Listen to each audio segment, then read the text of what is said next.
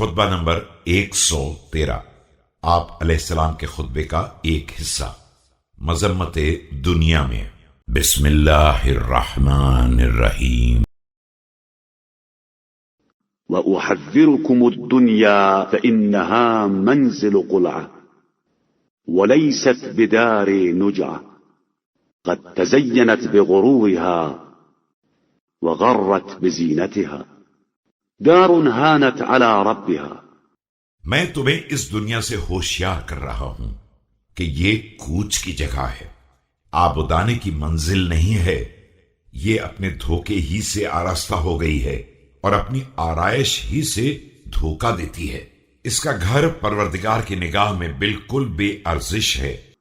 فخلط حلالها بحرامها وخيرها بشرها وحياتها بموتها وحلوها بمرها، لم يسفها الله تعالى لأوليائه ولم يضن بها على أعدائه، خيرها زهيد وشرها عتيد وجمعها ينفد۔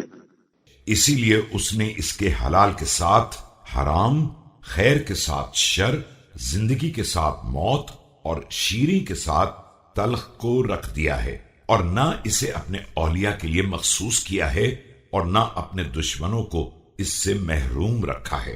اس کا خیر بہت کم ہے اور اس کا شر ہر وقت حاضر ہے۔ اس کا جمع کیا ہوا ختم ہو جانے والا ہے۔ وملكها يسلب وعامرها يخرب، فما خير دار تنقض نقض البناء وعمر يفنى فيها فناء الزاد ومدة تنقطع انقطاع السير، اجعلوا ما افترض الله عليكم من طلبكم۔ اور اس کا ملک چھن جانے والا ہے اور اس کے آباد کو ایک دن خراب ہو جانا ہے۔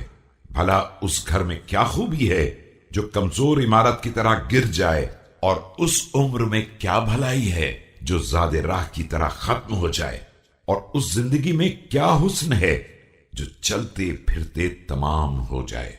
دیکھو، اپنے مطلوبہ امور میں فرائض الہیہ کو بھی شامل کر لو۔